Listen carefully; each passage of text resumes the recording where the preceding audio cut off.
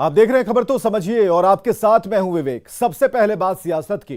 नीतीश कुमार ने हमेशा अपने फैसले से सबको चौंकाया है। भरोसेमंद आरसीपी की जगह खीरू महतो को आगे कर नीतीश कुमार ने बड़ा मैसेज दिया। रिपोर्ट देखिए फिर खबर समझिए।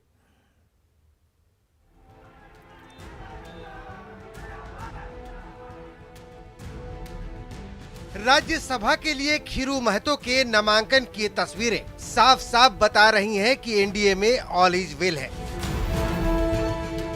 नामांकन जेडीयू उम्मीदवार खीरू महतो का था, जबकि बीजेपी के दोनों उम्मीदवार सतीश दुबे और शंभू शरण पटेल भी मौजूद थे।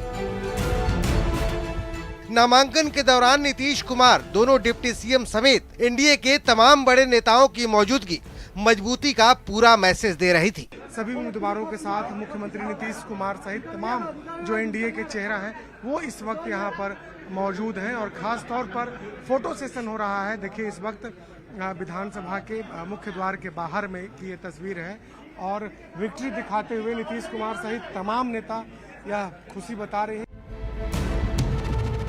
खीरू महतो के नामांकन के साथ ही नीतीश कुमार ने तमाम अटकलों पर विराम लगाते हुए ये साफ कर दिया कि आरसीपी सिंह के बदले उन्होंने खीरू महतो के नाम पर मुहर क्यों लगाई। झारखंड से चूंकि काफी काम हो रहा है और ये पुराने साथी हैं और ऐसे व्यक्ति को भी बगल के राज्य वाले को भी एक मौका देना जरूरी है, तो इसीलिए सब चीज सोच करके किया गया है।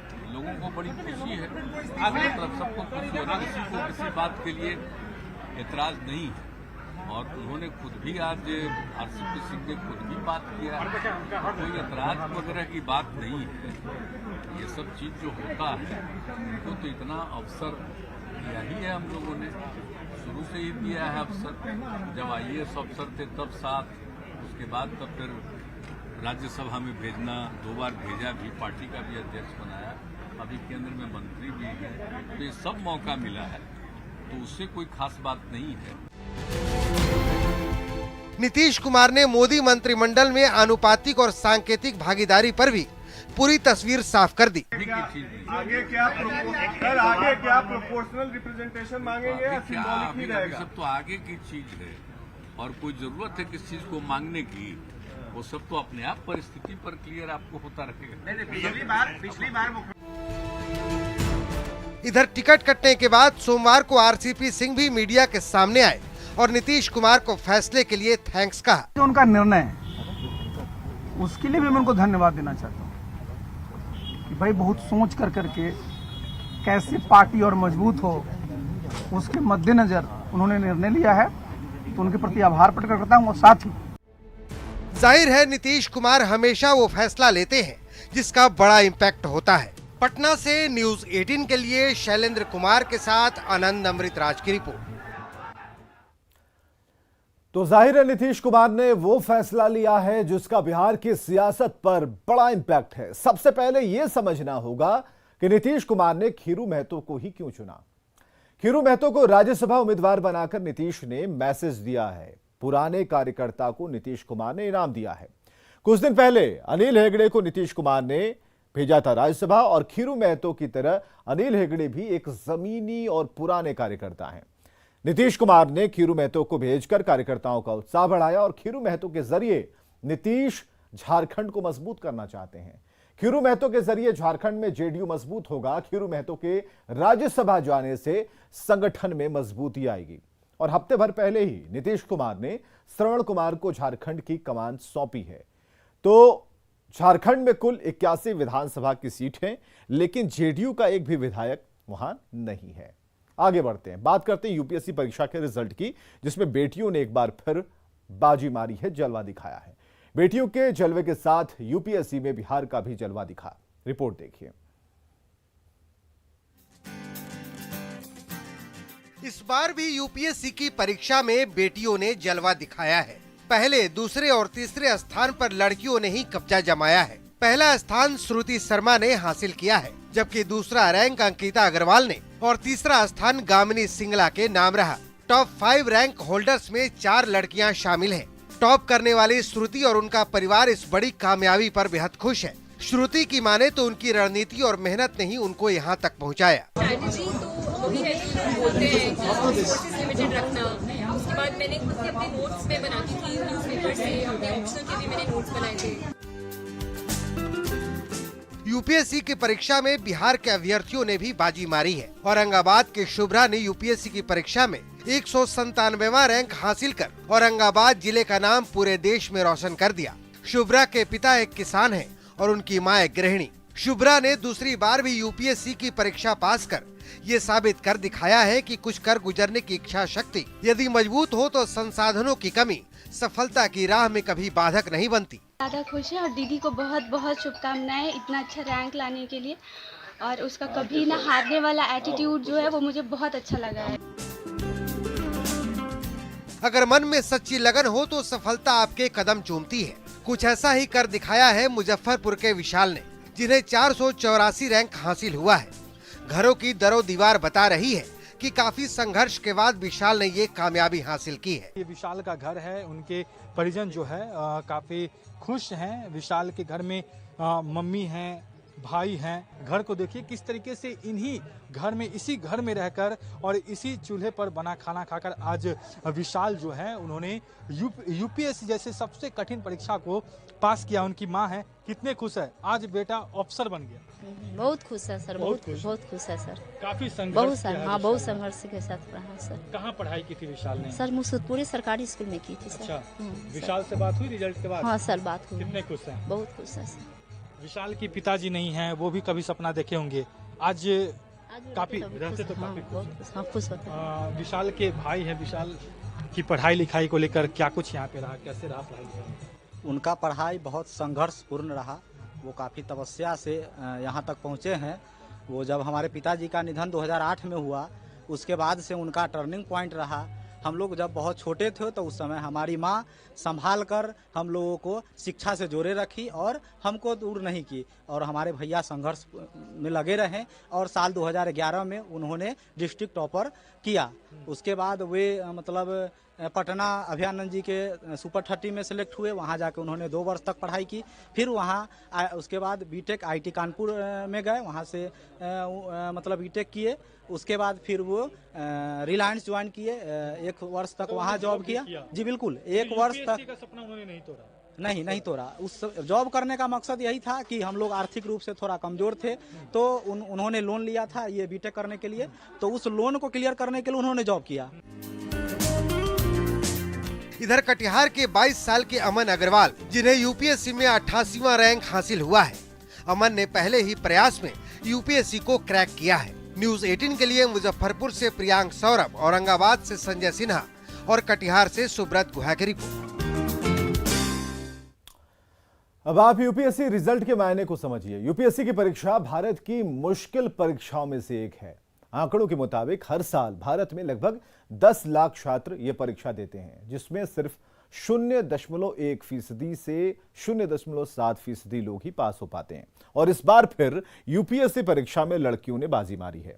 टॉप 10 रैंक होल्डर्स में 4 लड़कियां हैं और इससे पहले साल 2021 के रिजल्ट में टॉप 10 में 5 लड़कियां शामिल थीं। यूपीएससी के रिजल्ट में बिहार के छात्रों ने कमाल किया है। खासकर छोटे शहरों से आने वाले परीक्षार्थियों ने अपना परचम लहराया है। आर्थिक बाधाओं के बावजूद बिहार के बच्चों ने सफलता की इबारत लिख दी है। आगे बढ़ते हैं। अब वो खबर जो लाखों बच्चों के भविष्य से जुड़ी है। कोरोना काल में अपने माता पिता को खो चुके बच्चों के लिए पीएम मोदी ने बड़ी सौगात दी है। पहल की है उन्होंने। अनाथ बच्चों का पूरा खर्च सरकार उठाएगी। पूरी रिपोर्ट देखिए।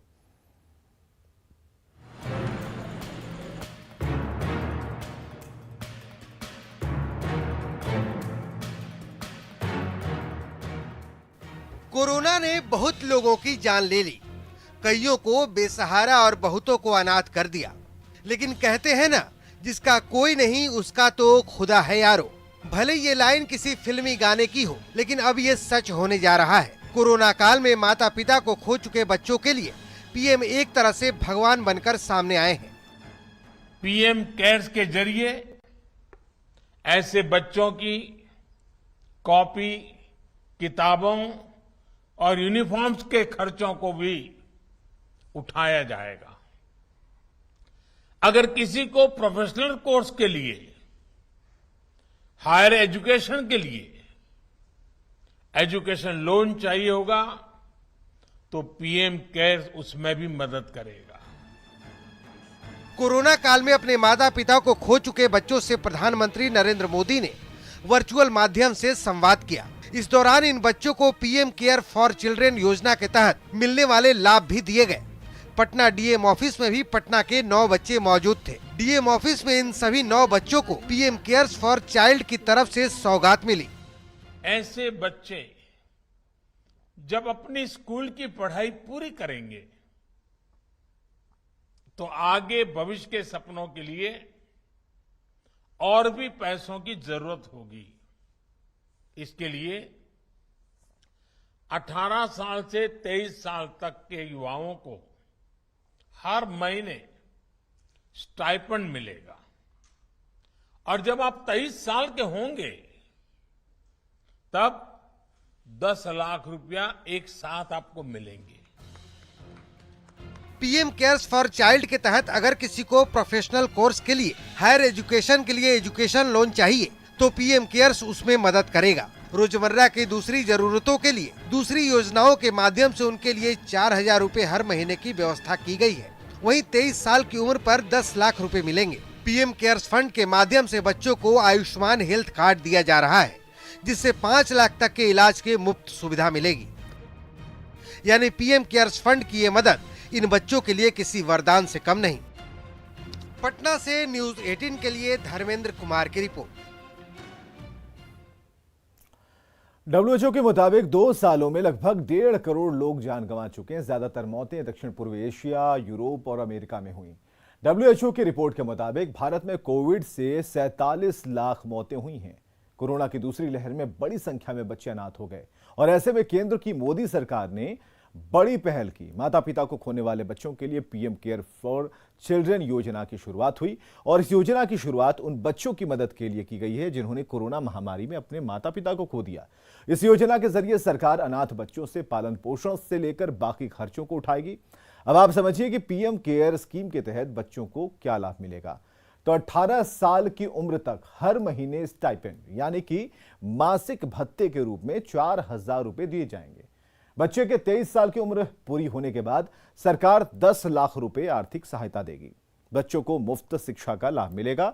बच्चों को 11 से 15 साल की उम्र तक नवोदय विद्यालय या फिर किसी आवासीय स्कूल में एडमिशन कराया जाएगा। हायर एजुकेशन के लिए लोन की मदद की जाएगी और लोन पर लगने वाले ब्याज को पीएम केयर फंड से दिया जाएगा। आयुष्मान भारत योजना के तहत 18 साल की उम्र तक 5 लाख रुपए का हेल्थ कार्ड दिया जाएगा। अगर किसी बच्चे का एडमिशन प्राइवेट स्कूल में किया जाता है तो उसकी फीस पीएम केयर्स फंड से दी जाएगी। बच्चों की फीस के अलावा स्कूल यूनिफॉर्म का खर्च भी पीएम केयर फंड से दिया जाना है। आगे बढ़ते हैं। छपरा में ईसाई मिशनरियों की गतिविधियों से हिंदूवादी संगठनों के कान खड़े हो गए। सदर प्रखंड के जटुआ गांव के बाद मगाईडीह में भी चर्च की बात सामने आ रही है। सवाल है कि जहां ईसाई समुदाय के लोग ही नहीं रहते, उस इलाके में चर्च का क्या काम और कौन है ये चर्च का जाल बिछाने वाले।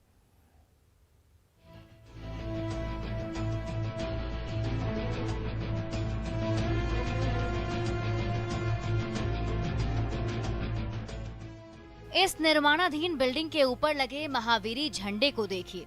ये कोई मंदिर नहीं है। अब आप सोचेंगे कि लोग अपने घरों पर भी झंडा लगाते हैं, तो इसमें खास क्या है?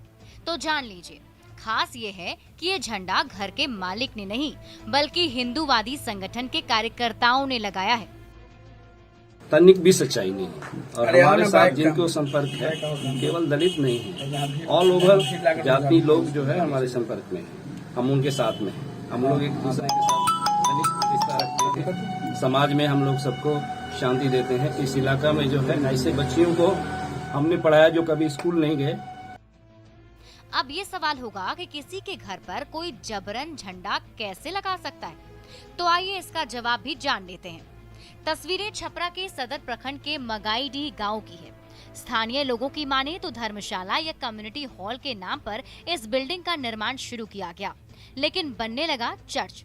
गांव के लोगों को जैसे ही चर्च निर्माण की जानकारी मिली, सबके कान खड़े हो गए और लोगों ने विरोध कर निर्माण कार्य को रुकवा दिया। लोगों का आरोप है कि पैसे का लालच देकर धर्मांतरण की साजिश रची जा रही है। हम पहले बोले थे मतलब कि हम जब बुजुर्ग थे हम जा रहे थे तो हम जानते हैं कि मतलब धर्मशाला बन रहा है चाहे मतलब यहाँ बन रहा है। आज पता लगा है कि मतलब छपरा के सदर प्रखंड में चर्च निर्माण का ये कोई पहला मामला नहीं है। अभी चंद दिनों पहले की बात है, जटुआ गांव में चर्च निर्माण और धर्मांतरण का विरोध हुआ था।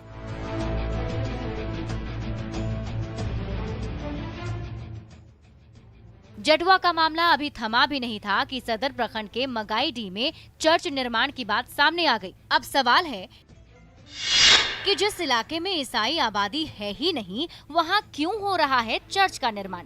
आखिर कौन है वो चर्च के जरिए धर्मांतरण की साजिश के रचयिता? इलाके में कौन बनवा रहा है चर्च? चर्च के लिए कहां से हो रही फंडिंग? ये कुछ ऐसे सवाल हैं जिनका जवाब जानना छपरा ही नहीं बल्कि पूरे बिहार के लोगों के लिए जरूरी है। न्यूज़ 18 के लिए छपरा से संतोष गुप्ता की रिपोर्ट। खबर तो समझिए, कानून कहता है कि कोई भी अपनी मर्जी से अपना धर्म बदल सकता है, ये उसका निजी अधिकार है। लेकिन जोर जबरदस्ती या फिर बरगला कर धर्मांतरण कराना कानून के खिलाफ है। छपरा में पिछले 4 दिनों में धर्मांतरण के 2 मामले सामने आए हैं। सेवा और मदद की आड़ में धर्म का धंधा चलाया जा रहा है। सेवा के बदले लोगों पर दबाव बनाया जाता है, लोगों पर धर्मांतरण के लिए दबाव डाला जाता है। तो सवाल है कि इन लोगों की फंडिंग कहां से होती है? सारे खेल के पीछे कौन है जो साजिश रच रहा है? क्योंकि कानून कहता है कि किसी को डरा धमकाकर, लालच देकर, प्रलोभन देकर धर्म परिवर्तन नहीं करा सकते। अभी तक 7 राज्यों में धर्म परिवर्तन पर कड़ा कानून है। बिहार के पड़ोसी राज्य झारखंड में भी धर्म परिवर्तन को लेकर कड़े कानून का प्रावधान किया गया है। खबरें लगातार जारी हैं, आप बने रहिए हमारे साथ।